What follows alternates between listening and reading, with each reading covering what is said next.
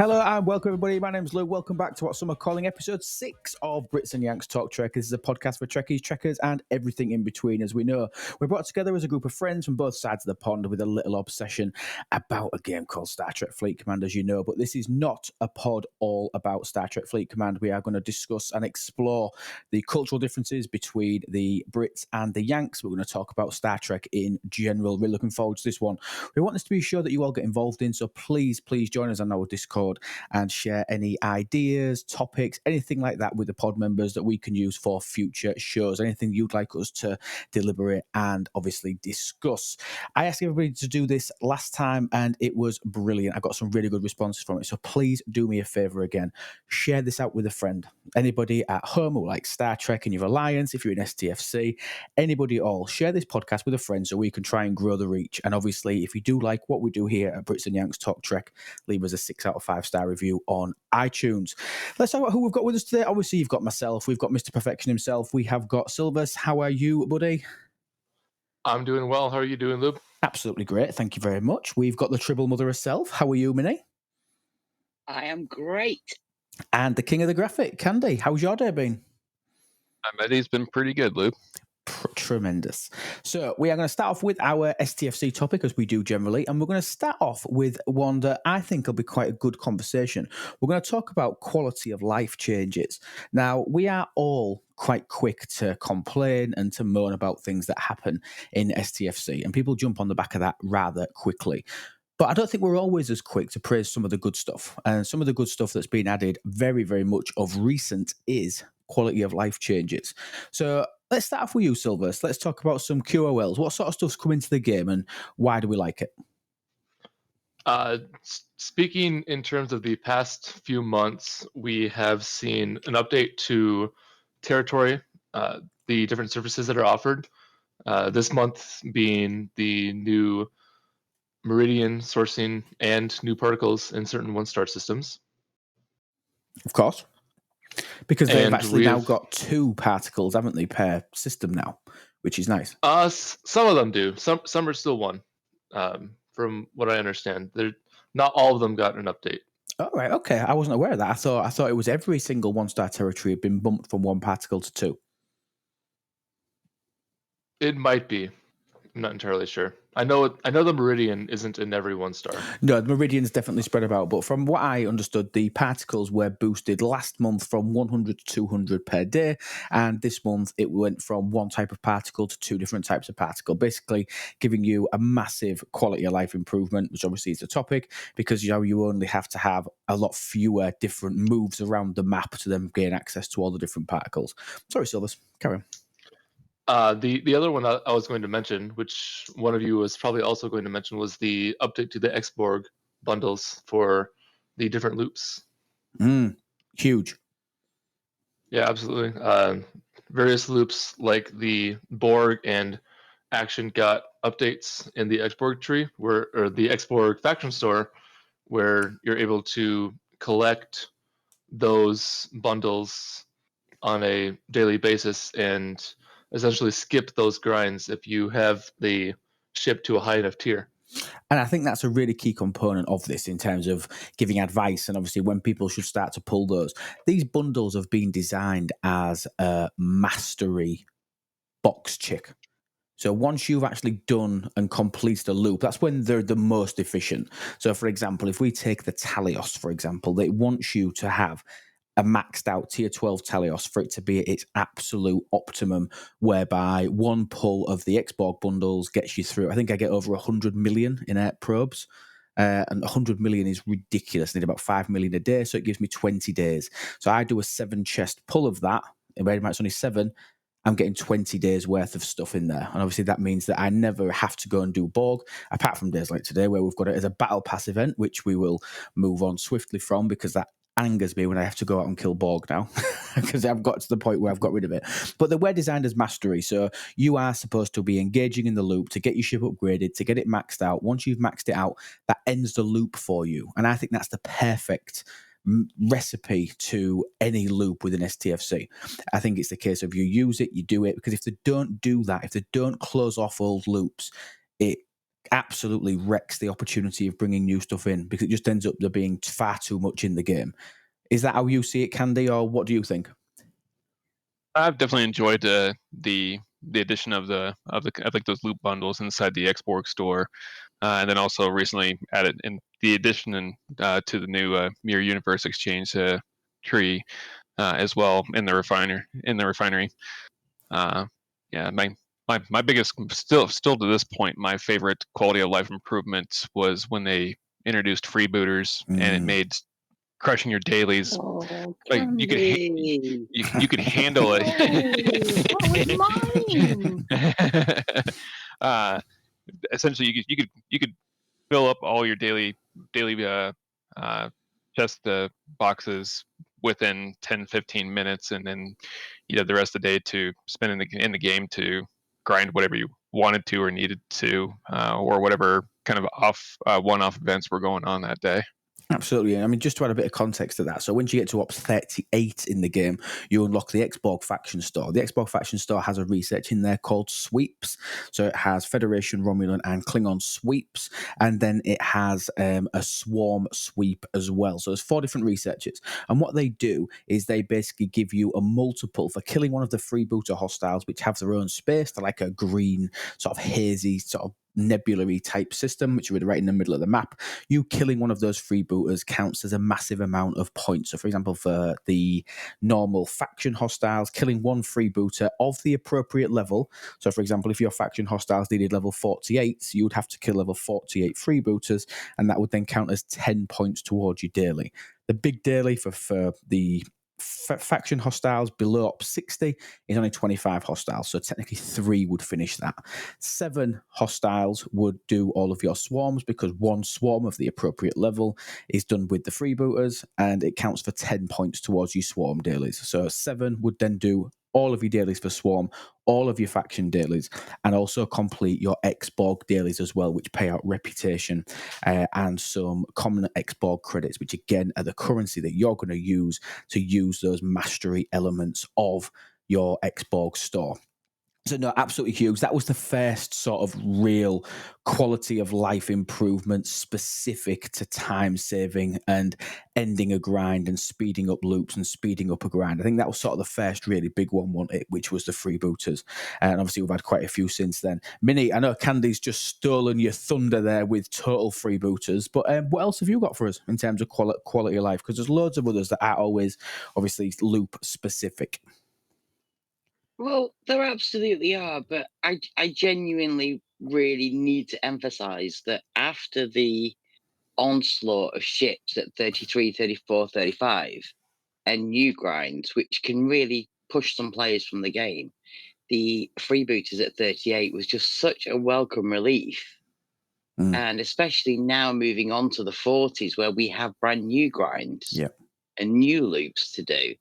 It's just so lovely to get your dailies done in the first 10 minutes of logging in, and you get on with your gameplay. I mean, I don't know if this is a quality of life or not, but for me, I really love the token spaces.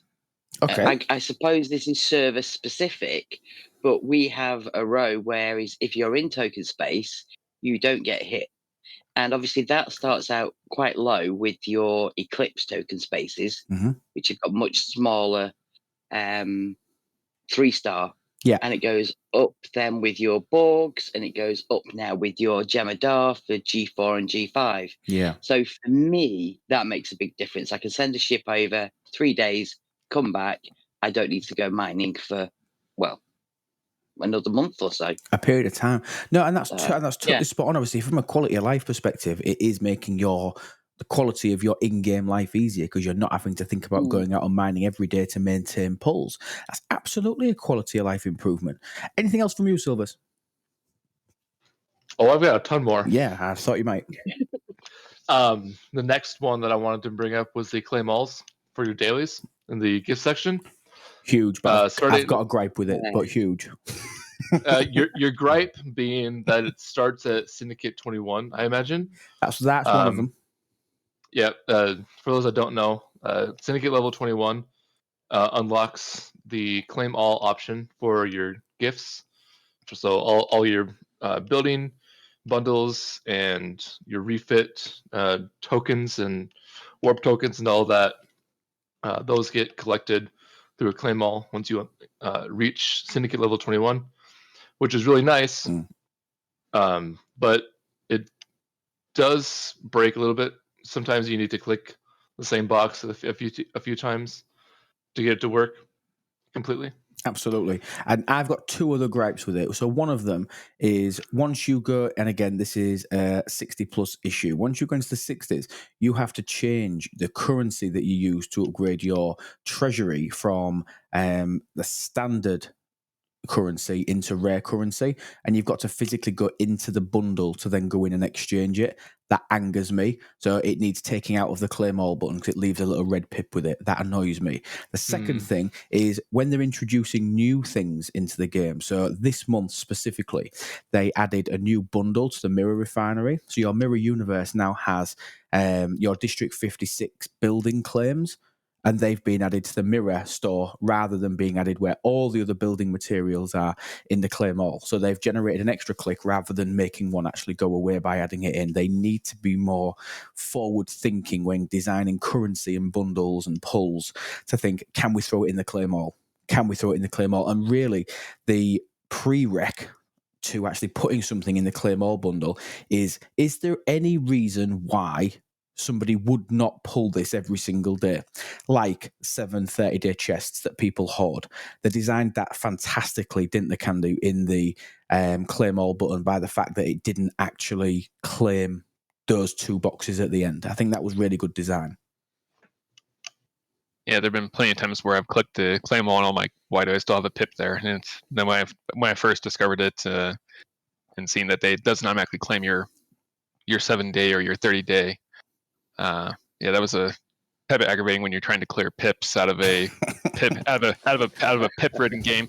Actually, like what kind of annoys me is when you have so many pips in the game, but there are a lot of times where the pips aren't showing up for where you actually need to refine stuff. So if you're still working on, like for me, I forget to claim my Voyager and my Monavine loop some days, but I never get pips for them.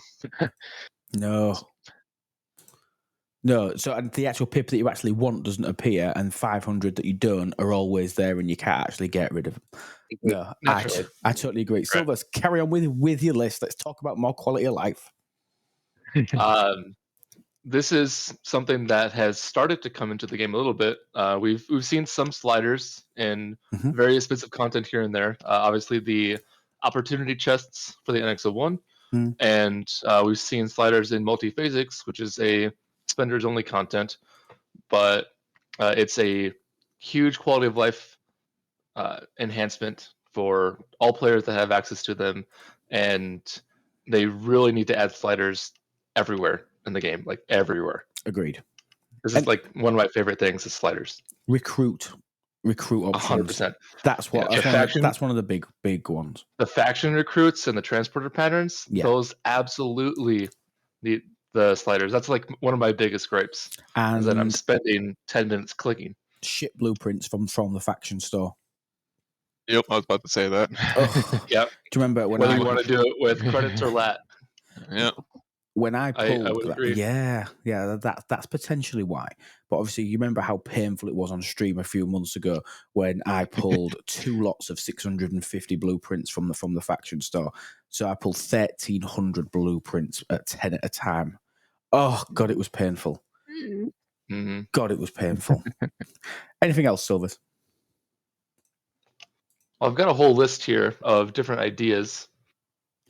Oh, you got some good ideas, but I just want to throw a couple more out that I think that they have added, which I do like. A couple of them are like officer related, so like the ability to, and this one isn't new by any standards, but you may not even remember the likes of Mini when this wasn't a thing. But when you go into your officer menu, you used to have the ability to sort. You didn't used to have the ability to sort by attack, defense, and health. You literally had ship, group, and name. You didn't have attack, defense, and health to be able to sort by. Oh wow! Yeah, it was huge. So you had to basically know where it was for you to be able to do it. That was a very early addition for them to add that, and then the ability in away team assignments to sort by traits and things like that. That was a great thing to add.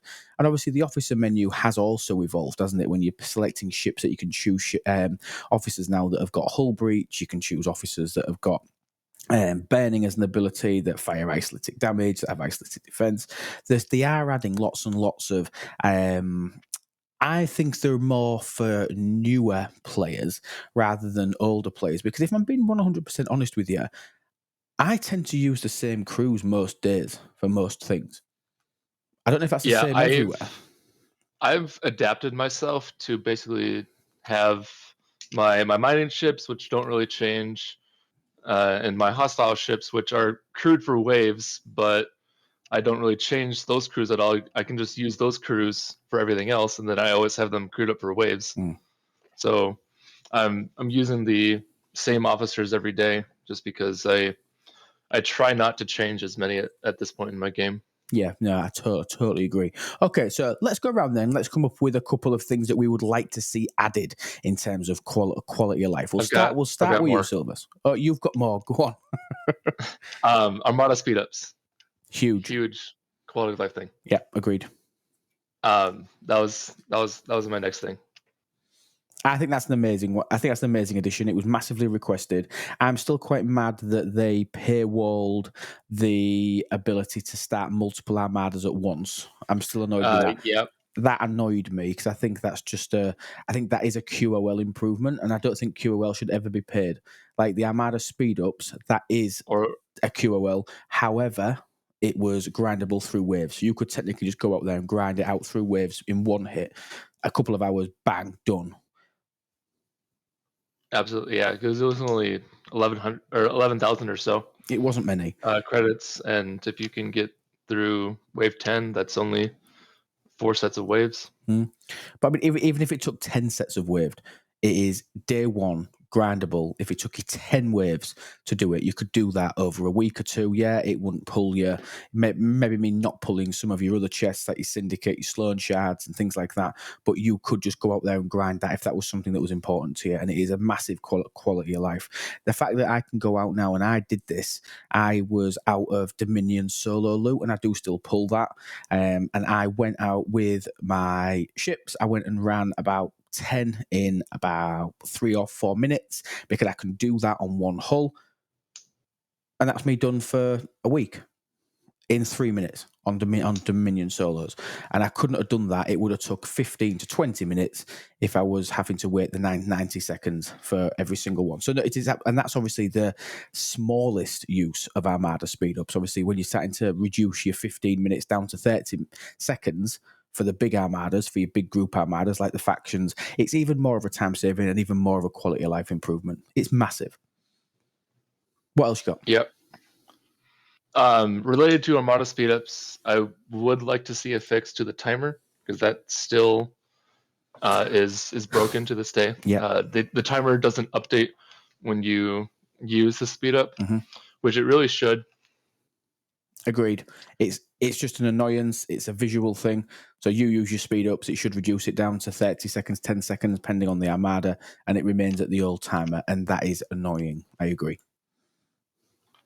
The last major thing that I have for what they've done recently is prime sourcing, both through Section 31 and Exborg faction stores. We got Dolomite, particle prime sourcing, and we also have the orbit medallion sourcing from the silent loop. We have. I have done a video on where to spend your Dolomite. So obviously the link to the YouTube channel is down in the description. So please check that out if that is something that is important to you, on where to spend your Dolomite and how to acquire it in really good quantities. So in essence, grindable free primes. So yeah, definitely go and do that. And the silent hostiles, they're tough, aren't they? They was a really tough addition to the game. But you are right, it does give you the prime orbit medallions to be able to go and do that other research as well. How do you find silence, Candy? Do you do them very often, or do you try and keep up with them, or are they still quite tough for you? I mean, they're still pretty tough for me.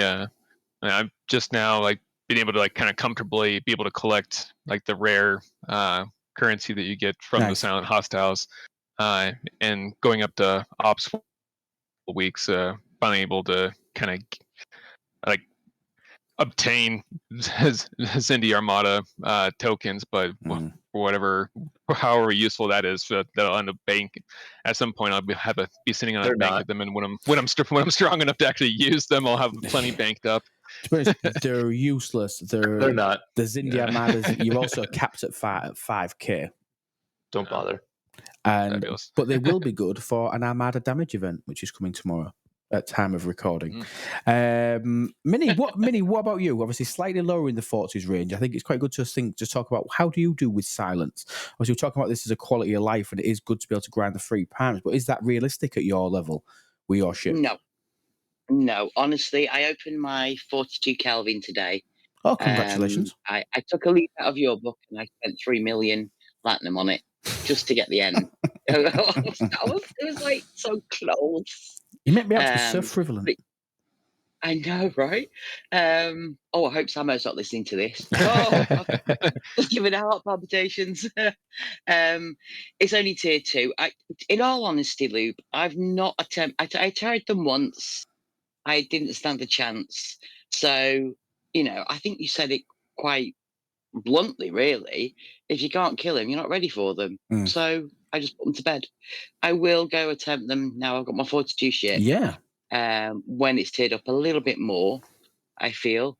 But no, I've just done the Zindi and the Gorn. I mean, there's enough at 40 for me to do. Now they've brought the Mirror Universe out that trying to die at silence every 5 minutes, not on Absolutely. my table of things to do. No, and I get that. And it's nice that obviously you can have the options. There's enough to do in the game where you don't feel like you're missing out that much by just missing out on one loop. And like I say, things change, your account changes, you do research, you improve your officers, blah, blah, blah, you improve your ships. And these things get easier and easier over time. Right then, Silvers, just to close the session off, let's give us a couple of things that you think that we could do to improve QoL. Candy, Mini, think of something you'd like to see improve to improve QoL while Silvers gives us his. One of my biggest gripes is not being able to find something in your inventory. So organizing the inventory, cleaning that up, possibly even allowing you to search for items by name, like in a search bar similar to the system locate.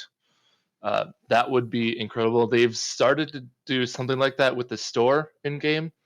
Obviously, this month they've redesigned the storefront, both on the website and on your PC client. I don't know if it's on the mobile client as well. I think it is. But you're able to find things a little bit easier in the store for if you're looking to buy something, which is useful for spenders, not really useful for the free-to-play, but they could do a lot more of that similar type of thing with the inventory. But what they've done with that, though, is prove that they have got the technology to organise better than they have done before. And all they have to do now is spend the time on implementation. But they've proved that they've got the ability to do that concept. No, I think that would be a fantastic QoL. Any more from you? I've basically talked about a whole bunch of things. I could probably think of more if you give me enough time. But Candy, what would you like to see as a quality of life improvement in the game? The biggest thing for me would be to increase the zoom, the zoom perception within the game to allow you to zoom out even further. Because I find myself, since I am getting able to go further in the deep space at this point, I'm having to perpetually scroll to the other side of the galaxy map to go up to do like Delta Quadrant hostiles or to go up to G5 space. So I'd like to have the zoom perspective increased to allow you to go out even further. In Galaxy View. No, he's talking about in Galaxy View, not in System View. Galaxy View is not great in any platform, is it? And you've got to zoom back in, haven't you, to go back to actually be able to click on a planet. No, I think that's a really good one. What about you, Minnie? I believe that's covered by the community mod, though. I've got it, and I still don't think it's great. So I agree. That's an issue for NetNiv then. Yeah, I agree. Minnie, what do you think? I think mine is a big work, but I'd like to see the daily list changed when you hit 40. You know, we're talking about closing loops off. So why have I still got Mantis at 40? Why have I still got Swarms at 40? You know, shouldn't they be gone? Shouldn't they be Zindi? So I think I'd like to see my dailies reflect in the 40s range when I get up there as well. Okay, and maybe assist Instead you of in those loops a relying bit. on, yeah, instead of relying on, oh, there's an event, I have to go and do X, Y, and Z with every other person in the whole of the server of the system as well. So I mean, it changes when you go from 14 to 15, Yeah. and it changes when you go up into the 20s to 30s. So I think it's just something they've forgotten about, maybe. I agree. I mean, the dailies have very rarely been touched, apart from the addition of the odd daily for 5 points towards your dailies. But they should do like the swarms, but like in the 40s, going out and killing 50 Gorn should be the same points as killing 50 swarms was back in the day. Do you know what I mean? A massive contribution towards your dailies. I agree. I think that'd be a really good idea. So even if it's like you've got options. Get the ship. Yeah, and then when you get the ship, it classes as 10 per kill. You know, like you do with the Frankie A for swarms. So if you've got the Gornovator, or whatever it's called, or the NX01. Gornovator, I like that. Well, I don't know what it's called. It's the Gornovator. Gornovator. The Gornovator. I think we should call it the Gornovator, though. Gornovator from now on. It's stuck. Stuck now. Right, mine is a bit of a take on something that somebody mentioned as a good quality of life, and that was the claim all button. I want the ability for everything that has a redeem for me to have a little check mark next to it, so that I can go down and the stuff that I know I claim every single day, I can put a check mark next to, and then I've got in my claim all button, I can just press that and it will claim everything from my faction store, from my refinery. I don't even mind if I've got to do my faction store, my refinery, and my chests separately. The 3 main places where you pull things from. But I think we need to expand the claim all button to the point where I can select what I'm going to want on a daily basis, and then I can just claim all and go through. Because it probably takes 20 minutes of minutia every single day just to claim stuff. And I think that will be one of the biggest cute quality of lives that they could add. Whether they've got the technology to do it, I have no idea. Could be total pie in the sky thinking. But I 100% agree. We, as a volunteer team for another content creator, we came up with a whole list of quality of life things that we wanted to see, and the first thing on that list was more claim alls. And that doesn't surprise me. Yeah, that really doesn't surprise me. It's a huge time saver. Just saves you on clicks or taps if you're on mobile. It doesn't surprise you that Silvers has been cheating on us. No, not in the slightest. No. As long as I will always know that I was his first love in terms of being on content regularly. So I'm all right. I might not be the final end game, but I was working with Rev before I was working with you. Yeah, but you were never on screen, though, was you? Or on streams very often? No, I wasn't. No, so I'm taking that, and I'm taking it as a win. Right, okay, I think we've thrashed that to death. I think we've basically said that there is a hell of a lot of QoL come into the game. There's a lot of things that we really like. There's a lot of things within the things that we really like that have got aspects that we don't like, so things that we need working on, and we've come up with so many good ideas for what sort of stuff could be coming in the future. And this is maybe something that we could revisit on a future pod in months to come and talk about, obviously, things that have been adapted and changed to help. But without further ado, we're going to move on to one of my favourite sections. We are going to move on to freedom and reason.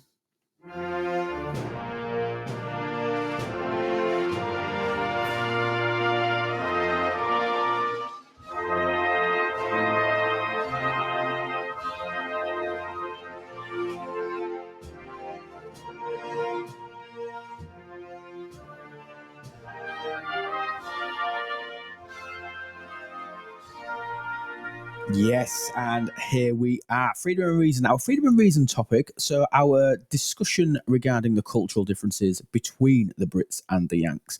Today, we're going to talk about currency. And we're going to talk about, obviously, we know everybody knows, anybody that's knows anything will know that obviously we've got separate currencies. But talking about the history of it, the naming of it, sort of like the format of how it works, and who's actually on each individual bit of money. It's going to be quite educational thing. I don't think this will be as much of a mick take as some of the other ones are. Apart from me telling you that dollars are pants and pounds are the absolute god. I'll start off with that. I'm only joking.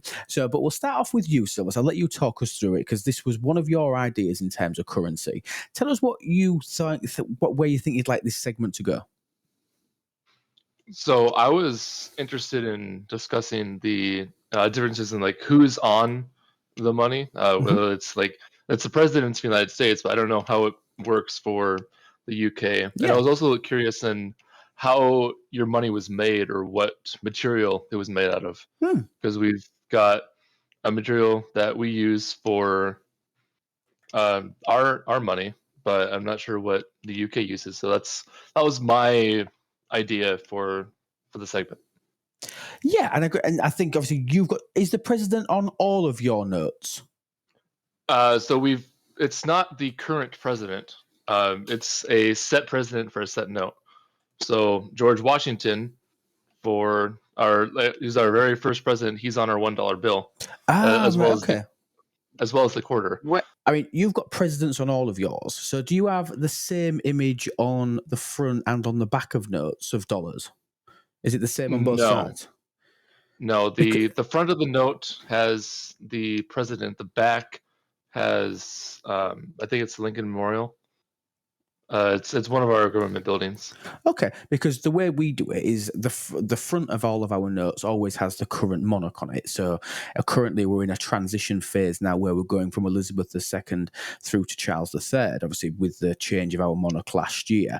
So you're starting to see a few. I got my first £5 note, or fiver, as we like to call them. I got my first £5 note with the king on it about 2 or 3 weeks ago. And that is the first and only time that I've seen it so far. But that is in the process of coming. And then we have characters from history on the reverse of our notes. So, for example, for us, we've got, let's see if you know any of these people are, Silvers. Bit of history for you. You don't mind history, do you? I love history. It's not pop culture. So, on the back of our £5 note, we have Winston Churchill. Do you know who that is? He was the prime minister during World War II. He was. So he was a multi-term prime minister. So he was a prime minister, then he wasn't, and then he came back, obviously, during the Second World War. Absolutely spot on. Here you go, Candy. Let's test you. Do you know who Jane Austen is? Sounds familiar, but I'm not familiar. Minnie? She's an author. She absolutely is an author, and she's on the back of our £10 note, or a tenner. So the back of our £10 note, we've got Jane Austen, and Jane Austen is a writer. She will have wrote books that you will have heard of. She wrote the likes of Pride and Prejudice, Sense and Sensibility. That's what Jane Austen wrote, and she's on the back of our £10 notes. Guess what year Pride and Prejudice was written, that she published that? I have a wild guess. Anyone? 1770. I don't know. Oh, 1813. 1813. So at the very, very early stages of the 19th century. So our 20, you'll like this one, Silver. So the reverse of our £20 note has got JMW Turner on it. And that name must ring a bell to you. Actually, no, it doesn't. No, I was joking. I had no idea why you would have thought about it. He was basically a painter. He was a painter, he was an artist, and yeah, that's that. But this one you will have heard of. On the back of our £50 note, we've got Alan Turing. Yes. I knew you'd like that father one. of the modern day computer. Father of the modern day computer, indeed. Basically, he was sort of branded as one of the people that created the computer. Obviously, not as we see it today, but in terms of a machine that completed. It was the first digital machine that could perform a repetitive function in a short amount of time. It was built analog. It was digital. Was it really? Wow. And it was built during World War II. It was how the British cracked the German security codes. Code breakers, it was. I mean, Yeah. he had a really sad ending. He actually poisoned himself with cyanide. He committed suicide using cyanide in the 1950s, just after the war, which is sad because see somebody with that that amount of brain power and that amount of ingenuity. It makes you wonder. I wonder where the likes of computers would have been if he lived past the ripe old age of 41. Do you know what I mean? If he lived a little bit longer, it'd have been really interesting to see what other. I always say the same about Steve Jobs. I always wondered where Apple would be if Steve Jobs was still here and still in charge and things. Do you know what I mean? See what different directions. I mean, we'll never know because obviously these people have left us now. But I still think it would be really good to think about how that actually worked. The Enigma machine, that's what it was called. That was the one that did all the code breaking. Yes. The Enigma machine, absolutely. And in terms of how our money is made, our money has changed drastically. Obviously, it started off all as coins, then it went to notes, as paper notes, then it went to currency notes, obviously, that we all know of now. And our currency at the moment is actually made of plastic. So 100% waterproof, and it's made of plastic, which I know is different to the US. But that was a little brief history session on the current UK currency. Over to you, Silvers. Tell us about the US currency. So we have bills and coins. The bills being made of cotton, and the coins are usually nickel with some zinc and some other metals. Coins are for values of under $1 or $1, whereas the bills are $1 or larger. Do you have dollar coins? Yeah, they're usually known as gold coins, and they typically have like other famous people from history on them. So mostly Native Americans, I believe. And we've talked about this before in terms of like the breakdown of your dollar into coins. I think you have far less coins than us. I think we've talked about this before. Candy, what do you have? I know obviously you've got, let me see if I can get this right. You've got a cent, you've got 5 cent, you've got 10 cent. I can't think. We have the penny, the nickel, the dime, the quarter. I'm not sure if it's still in production, but we also, for quite some time, there was also the $50 or the 50-cent piece. The 50 cent isn't in production anymore. Yeah, but the 50-cent piece was the last currency to depict the president, like the most current president that's been put into coin of John F. Kennedy. Oh, really? Oh, that's quite interesting because we obviously have the monarch on one of ours, and to be fair, the reverse of ours are always just like specialty. Like, for example, when we had the London 2012 Olympics, we had a plethora of coins, didn't we? Mainly 50p pieces. So obviously £0.50 to us, but 50p pieces. There were so many of the Olympic ones, weren't they? And they did some for like Paddington. Basically, everything's got a 50p anti-mini. Everything's got a 50p. Yep. Yes. There's absolutely thousands of them.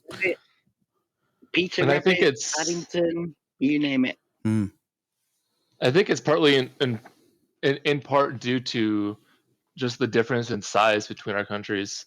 Your country is obviously a lot smaller, so it is probably more economical, and just it's a lot easier to reproduce your money to be widespread and to depict a different monarch or a current event, whereas we've got a much bigger country, a lot more people. So it is, and also might be why our money doesn't change.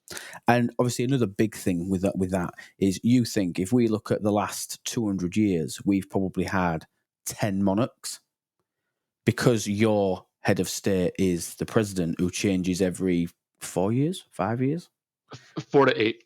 Depending if they do 2 terms. So every 4 to 8 years, you think over 200 years there, you've got like 25 different people. That's just ridiculous to try and change it that much because our monarch changes so infrequently. President Biden is the 46th. 46th in the last 200 years. Yeah. Wow. So, do you see what I mean? That just makes it unrealistic, doesn't it? Whereas obviously we don't change that often in terms of our head of state. Even though we have a prime minister that's technically responsible for the day-to-day running of the country, our head of state is still the king, and the prime minister acts on behalf of the king. Do you know what I mean? So, but he's still technically our head of state. So, no, I think that's really cool. But I mean, our money changed massively due to what's called decimalisation. And again, I think we've talked about this on streams and things before, but decimalisation was a change where in the UK we went from using old pounds to new pounds. And old pounds, for example, obviously I won't go into this in massive detail, but we used to have 240 pence in a pound. Madness. Obviously, we're now in 100 pence to a pound, and we used to not have not have pounds and pence. We used to have pounds, shillings, and pence. So there was actually something in between the pound and the penny, basically, to change it. And everything used to be split. We used to be able to split it into like half pennies as well. And it was just madness. The pre-decimalisation, which happened in about 1971, our currency looked massively different. So the currency that we're using now is technically pretty recent. By the standard of money, bearing in mind our first pounds, shillings, and pence system actually came in around 800 AD. So it's around 1,200 years old since our when that original currency started to become proper tender, basically. What about slang? Obviously, you've got slang for all of your different coins, or is that not actually slang? Is it actually called a nickel? Or is That's actually what it's called. That's not slang. That's actually what it's called. Nickel being your 5-cent coin. It's called a nickel. I mean, we do have some slang, like you'd say $50, and that'd be $50. Where buck is like slang for dollar in that case, but for those coins, that's not slang. Yeah, I mean, like the only slang I ever really hear is if somebody's referring to like $100 bill, they'll call it a Benji. Or Franklin. Yeah, or Franklin. Why? Because that's the founding father that's on that. On that bill. Franklin's on the $100 bill. Yeah. They're not all presidents, but most of them are presidents. Yeah. The two that aren't are the $10 and the $100. They're founding fathers, but not presidents. Got you. See, we have loads, don't we, minute? I mean, if I was to tell you some of the slangs for our amount of currencies, here we go. See if you can get any of these. If I said to you a monkey, would you know how much that was? I would gonna say 2 because the 2 arms. I don't know. Do you know, Minnie? How much is a monkey? Isn't it 50? Nope. No, 20. A monkey's a monkey's 500. Is it really? Didn't know that. Yeah. A score. That's 20. A score is 20. Yeah. We use that. A pony. Yeah. A pony. That's 100. A pony's 25. Good lord. You're supposed to be a Brit. You're supposed to be sticking up for me. You're supposed to be sticking up for me. This is great slang. It's all right. And obviously, we've got a quid. Even Candy can get that one. How much is a quid? Quid would be just as one full dollar, right? Or is it 100? 1 full pound. Yeah, £1. Okay, yeah. 1 pound. Do you know what? I'll give you that. We've got a ton as well. I'll give you that. Yes, we have got a ton. I bet even Silvers can guess what a ton is. It's 100. It is 100. So yeah, no, we've got so many different things, if it's slangs and currencies. Obviously, we used to have even more before, and there's like Cockney rhyming slang, which is a southern, around sort of London area. They have loads of different names for things, and that's where a lot of like the pony and all that sort of thing is used a lot more often. But no, it is. It's just massive to see the differences. And a grand, we all know a grand. Even I know that one. Sometimes in America it'd be called a G note or a G, or a K. Yeah. So you've obviously got the same slang, because obviously G, grand. It's obviously the same thing, isn't it? But obviously it's just ever so slightly used differently, which I think is interesting and quite nice. that we've got some sort of cultural similarity. Do you know before, like the War of Independence or anything like that? Do you know what currency do you think that you used? Was it still the dollar then? Do you know that? That's a pure out of interest question. Before we were unified as 13 colonies, each of the different colonies had their own currency. So when we formalized our constitution, one of our founding fathers, Alexander Hamilton, who was on the $10 bill, created the Federal Reserve, and I think he's asking when you were owned by England. All those colonies were and Spain using the same currency at that point. But before that, it was each colony had their own currency. Right. Oh, that's really interesting. Just to see how it works. But there we go. God, I can't read that. Also depending upon the region of the country, if you were more of a southern colony, you may have been more apt to commonly use the nation that's settled in that part of that area first. So if you were like up in the New England area, you're using like the British pound or the English currency at the time. If you were more towards like the southern colonies, like in like Florida or like the Georgia region, you were using Spanish currency. And if you're in more like the central type region, it would have been a mixture of both English and French money at that point. And Dutch too. And Dutch as well, yes. God. I bet that was really confusing at the time. It kind of was a mess. It was really nice when we formalized our constitution and became a country of our own. We set one set of currency for the entire country. That just simplified things so well. And we started off right away having 100 cents in a dollar. Good God. And if worst came to worst, you could always barter. Right. Okay. I think we've done that to death. I think we could talk about that until we're gold in the face. We could talk about like where the term gold standard came from, which actually came during the American War of Independence, Napoleonic Wars, and all that sort of stuff. That was when Bank of England notes were actually legal tender, and in all of those countries relative to their equivalency in gold and things. There's so much that we could talk about, I think, where the two different currencies would tie together. It's maybe something that we could come back to on a future pod when we've got a bit more time to dive into maybe some more of the nuances and get there a little bit more detailed, a little bit more granular on some of the underlying stuff. So I think that was really good. Okay, we are now going to move on to our Star Trek topic, and I'm looking forward to this. So our Star Trek topic of the pod today is all about what things that the captains have that are iconic. So iconic captains items. So I've not banned anything. So everything is absolutely free and on the table. And because everybody always steals my idea, I'm going to go first. Because everybody always steals mine and then you're rushing about to try and find one. And sometimes I come up with a substandard one. So I'm going to go first. Mine is going to be Picard's flute. Waits for somebody to sigh.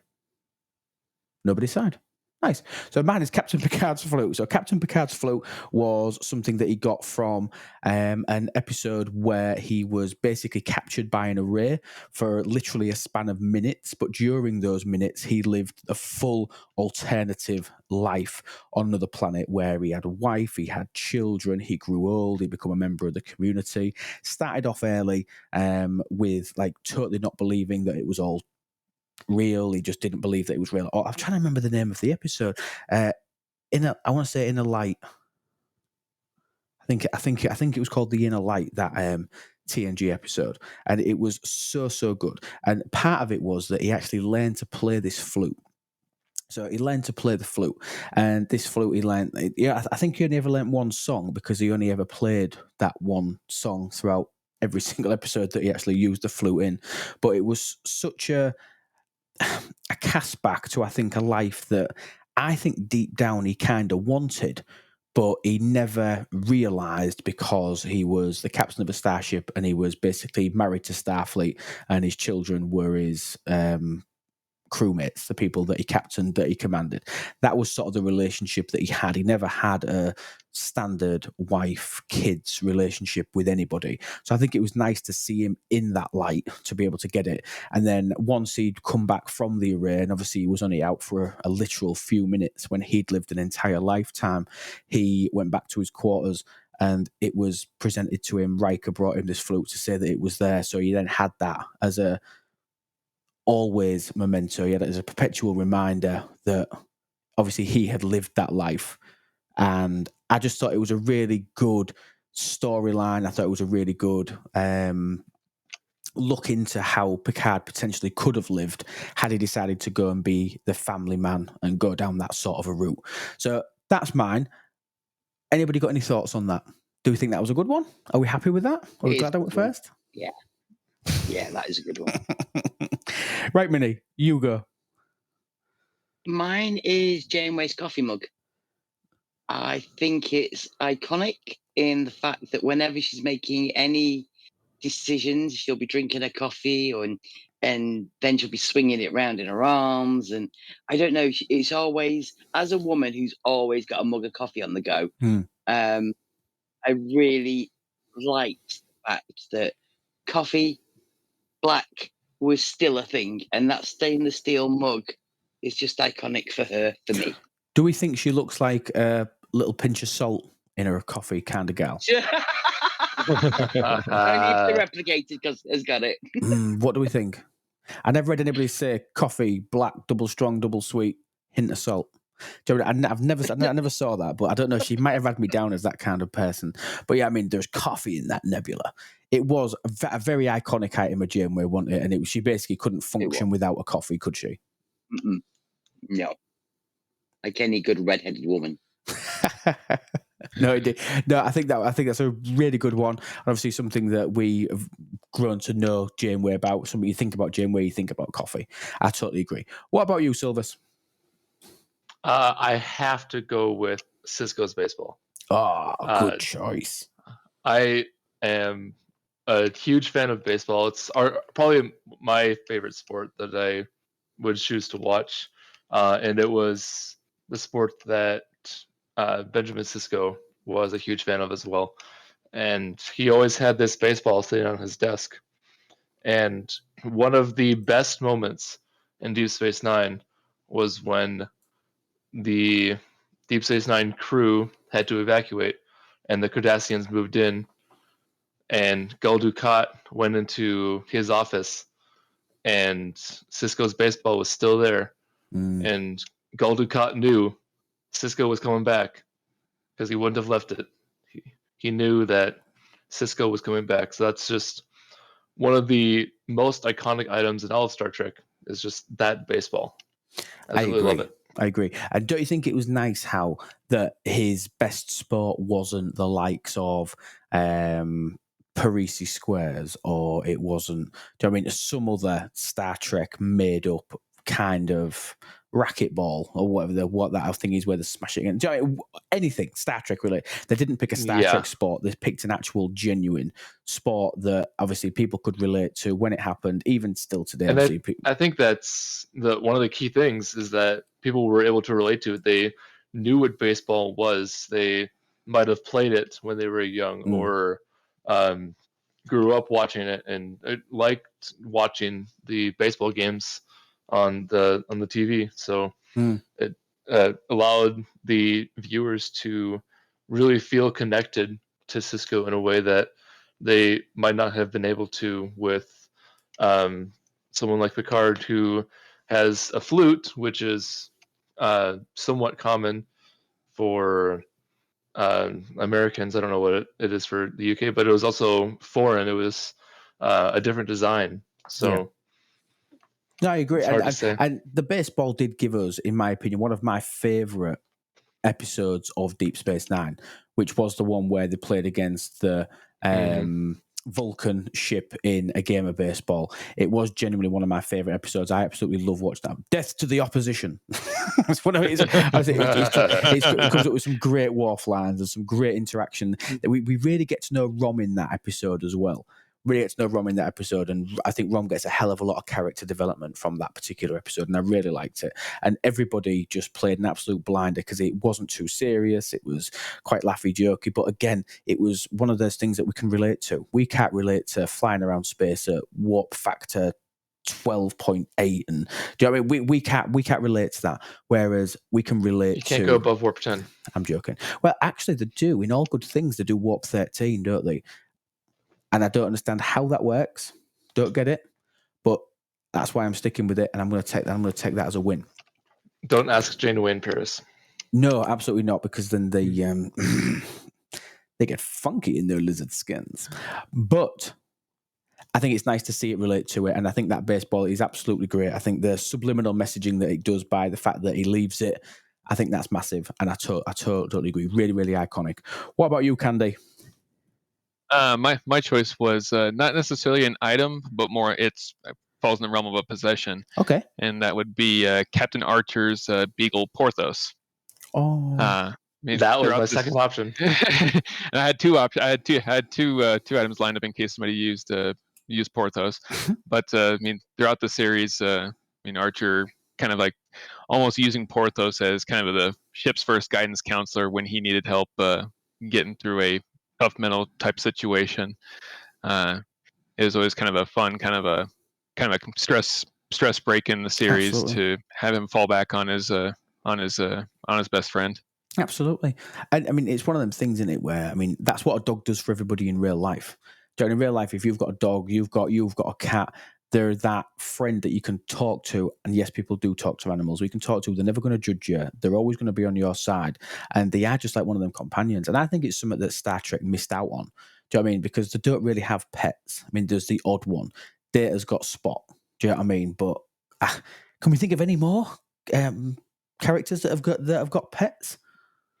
Book. Sorry, can I just say, Yeah, sure. it Yeah. never judges you. My dogs judge me all the bloody time. Yeah, but they also forgive you in about a minute, don't they? They don't hold a Well, grudge, to do get they? the cheese out, yes. Yeah, they Yeah. don't. No, they don't. Cheese tax. Cheese. Can we think of any more Star Trek episodes or Star Trek series or characters that have actually had a pet? I can't think of many. Book. Yeah, From- Book had of Queen. course. Yeah, Yeah. had Queenie. But I think that's a really underutilized element of storyline. I think the fact that the four of us can't think of something pretty quick offhand. Do you know what I mean? For many pets to be in there, but obviously Archer being one of the first in the known Star Trek world that we know to go to space, and he had Porthos there. But I think Porthos was just a great addition. He added his own little storylines. We all knew what he liked, what he did like. We all know that he wasn't allowed cheese. It didn't agree with him, and I think it added a bit of extra dimensions to Archer as a character as well. So I think Porthos is outstanding. Now I'm sure somebody must have a couple of honourable mentions. Must be a couple of honourable mentions in the chat for historic captain items. I do have one. Go on. And that would be Captain Kirk's eyeglasses. Eyeglasses. Yep. So in the Wrath of Khan, when he's negotiating with Khan and getting the Genesis device over to him, and then in Star Trek 4, when he sells his reading glasses to the pawn shop in San Francisco, and McCoy comments on it, it's like, "Hey, didn't I give those to you for your birthday?" He's like, "And they will be again in the future." So it's actually a personal item that ended up kind of having a significant moment in the motion picture franchise. I have to ask, did you say eyeglasses to invoke a reaction out of me? Not intentionally, I guess. Just to remind you, they live near the eyes and not on the ears. Yeah, because obviously on the elbow. Yes, rather than the leg glasses or the elbow glasses that you Yes. could be getting exactly. It did amuse me. I had taken the mick out of you. Please don't think I am. Any more honourable mentions? Syllabus, you normally have one of these. I actually don't. Minnie? I do. I'm trying to think of others. Go on, Minnie. I do. Well, Worf obviously became captain of his own ship. He is iconic for his prune juice. Oh, Come I on, think you're a stretching warrior's it there. I think you're stretching it there. No. Could you Yeah, that's remember not. how he liked it? Who gave him his first prune juice? Guinan. It was Kynan. It was Kynan. He looked at it in absolute disgust, didn't he? And then he drank it. And he goes, This warrior's is a drink. warrior's drink. Prune juice. And again, it became totally iconic. So I think he's stretching a bit, calling him a captain, though. I think you're stretching a little bit there, calling him a captain. But no, it is very, very iconic. I totally agree. Oh, okay. But no, I think that's great. But any more before we look to wrap up? No, not on my end. Marvelous. Right. Okay. I want to say a massive thank you to everybody here. Remember, guys, we are available on all major podcast platforms. Please don't just listen to us. Please make sure that you are following on whatever podcast platform that you listen to us on so that it counts as downloads and it'll download the next episode for you. If you are watching on iTunes or anywhere that you are able to, please leave us a 6 out of 5 star review. That will be absolutely amazing. If you do that, we will be reading reviews in future shows when they come in. Join our Discord. Links to everything that I'm just about to mention is in the episode description. So come and join us and chat to us there. You can access all the tools that are available. They're created by Stewie Do, all the chats that are curated by Silvers. Check out our other channels, things like Twitch, where you can find myself, It's Lube, or Minnie at Minnie Mabel, or you can find me as well on YouTube as well. That'd be amazing. Please leave us some feedback. We want comments and things and everything in relation to the podcast. We want to know what you feel. And again, we want topics. Check out itslube.com. Itslube.com. You can pick up all of our merch that Candy makes. It's all absolutely superb. And you can also become a member. You can become a member of the channel and support us on a monthly basis financially, and obviously you will get your opportunity to have your name read out on every single podcast, as I'm about to do now. Thank you so much to Minnie Mabel, Antares, Sorella, Deja, Trek Diva, and Andy. Thank you so much for supporting us financially. Itslube.com is the place for you to start doing that. Thank you so much for being here. It's been an absolute pleasure, and thank you for supporting the show and absolutely everything that we do. And remember, guys, that everything is better with lube. Take care and have a wonderful day. Bye.